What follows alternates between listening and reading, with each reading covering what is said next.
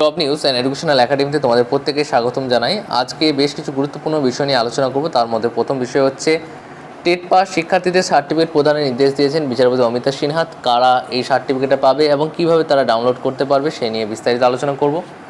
তার সঙ্গে আলোচনা করব 2022-এর রেজাল্টে ভুল কোথায় ভুল হলো এবং কীভাবে এটা ধরা পড়লো এই নিয়ে বিস্তারিত আলোচনা করব। তার সঙ্গে আলোচনা করব টেট 2023-এর রেজাল্ট প্রকাশে দেরি কেন হচ্ছে। এটা বড় প্রশ্ন তোমাদের, আমি এই নিয়ে আগেও কিছু বলেছিলাম এবং আজকেও আমি বিস্তারিত তোমাদেরকে বলে দেবো যে কেন দেরি হচ্ছে এবং কবে তোমাদের রেজাল্ট প্রকাশিত হতে পারে, কবে ফাইনাল অ্যান্সার কি প্রকাশিত হবে, এই নিয়ে বিস্তারিত আলোচনা করা যাক।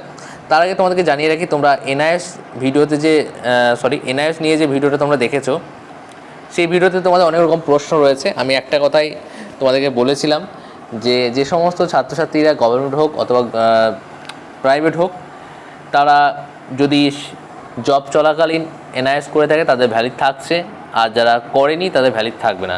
এবার এনআইএসদের মধ্যেও অনেক ফেক এনআইএস রয়েছে, এটা তোমাদের অনেকে অস্বীকার করতে পারো কিন্তু এটা সত্যি, এটা আমি বলছি না, এটা সুপ্রিম কোর্টের বিচারপতি তিনারাই বলেছেন। এবং এখানে তুমি যদি বিশ্বাস না হয় তুমি পুরো লাইভ ভিডিওটা দেখবে, ঠিক আছে, এবং সেটাকে ইংলিশে ট্রান্সলেট করে নেবে, ইংলিশে যে ক্যাপশন সেটা অন করে রাখবে, তাহলে পুরো বুঝতে পারবে যে তিনারাই বলেছেন যে যারা আমার কাছে এসেছিল এনআইএস তারা তো চাকরিরত অবস্থায় তো করেনি, তাদের যে এটা দেখেছিলাম সেই জন্য আমি তো তাদেরকে বাদ দিয়েছিলাম।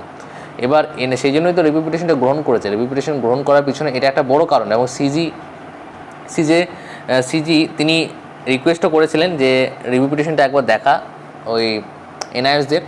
তার পিছনের কারণ কিন্তু এটাই, তার পিছনে বড় কারণ ছিল এটাই যে রিভিউ পিটিশনটা অ্যাকসেপ্ট করার পিছনে এটা বড় কারণ ছিল।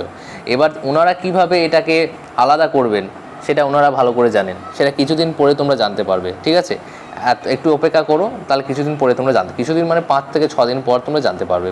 বেশ, চলো যে টপিক নিয়ে আলোচনা করছিলাম, সকল টেট পাস শিক্ষার্থীদের সার্টিফিকেট প্রদানের নির্দেশ। এখানে সকল বলতে গেলে সকল নয়, যে সমস্ত 2014 সালে টেট পাস করেছিল পিটিশনার যারা রয়েছে তাদেরকে সার্টিফিকেট দেওয়া হবে। কীভাবে সার্টিফিকেট তারা পাবে?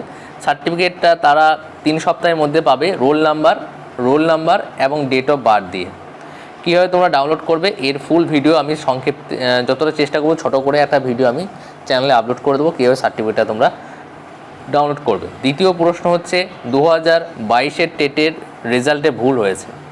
এই 2022-এর টেটের রেজাল্টে ভুল বলে অভিযোগ করেছেন বীরভূমের একজন, এবং তিনি বলতে চাইছেন যে আমার বাবা শিক্ষাগত অবস্থায় মারা গিয়েছিলেন এবং এক্ষেত্রে আমি তো 5% গ্রেস মার্ক পাবো, সেই 5% গ্রেস মার্ক অনুযায়ী আমার নাম্বার 82 হলেই তো আমি পাস হয়ে যাই, কিন্তু আমার নাম্বার তো 84 রয়েছে, কিন্তু আমাকে ফেল দেখানো হচ্ছে কেন?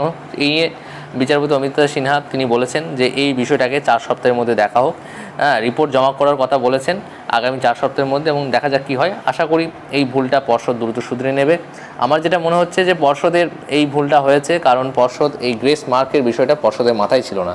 কিন্তু হ্যাঁ, যে ছাত্রটা পাস করেছে সেই ছাত্রটা যে ফেল করেছে এতদিন পর সে কেস করলো, এটাও একটা দেখার বিষয় যে এতদিন পর কেন, রেজাল্ট তো অনেক দিন আগে প্রকাশিত হয়েছে, তো এতদিন পরে বলার পিছনেও কিন্তু একটা কারণ রয়েছে হয়তো, তা না হলে তো অনেক আগেই বলতো।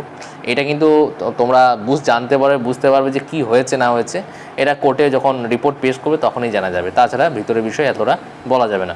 এরপরে যে টেট 2023-এর রেজাল্ট, টেট 2023-এর রেজাল্ট কেন দেরি হচ্ছে? দেখো, টেট 2023-এর রেজাল্ট প্রকাশের দেরির বিষয়ে অনেকগুলো কারণ রয়েছে, তার মধ্যে দুটো কারণ আমি গুরুত্বপূর্ণ বলে দিচ্ছি। একটা হচ্ছে এক্সপার্ট কমিটি দ্বারা বলা হয়েছে 2টি প্রশ্নে ভুল রয়েছে। এবার তোমাদের মনে প্রশ্ন হবে, স্যার এই 2টি প্রশ্ন ভুল তাহলে প্রত্যেকে নাম্বার পাবে? হ্যাঁ, প্রত্যেকে এই 2টি প্রশ্ন ভুলে নাম্বার পাবে। তো যে সমস্ত ছাত্রছাত্রীরা 2023-এ পরীক্ষা দিয়েছো প্রত্যেকে 2 নাম্বার পাবে, তাই তোমরা 2 নাম্বার যোগ করে দেখতে পারো যে আমার কত হচ্ছে। এবং দ্বিতীয় হচ্ছে যে এই যে এক্সপার্ট কমিটি রয়েছেন তিনারা কিন্তু 2022-এ যেমন প্রশ্ন ভুল হচ্ছে, হ্যাঁ, আবার কেস হচ্ছে, এইটা যাতে না হয় সেই জন্য যাচাই বাছাই চলছে, পুরোপুরি যাচাই বাছাই এখনও কমপ্লিট হয়নি। আর পর্ষদ বিভিন্ন চাপে রয়েছে, অনেক চাপে রয়েছে এবং বিভিন্ন দিকে কেসে জড়িত হয়েছে, ঠিক আছে।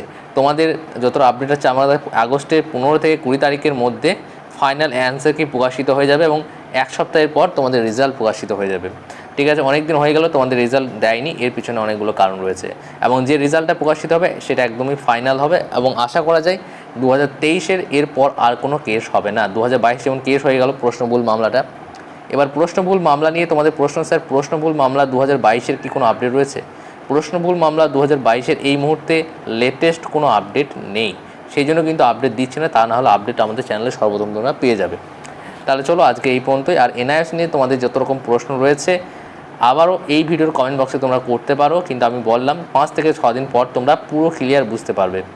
হ্যাঁ, ওকে, তাহলে আজকের মতো এতটুকু, আবার নেক্সট ভিডিওতে দেখা হচ্ছে।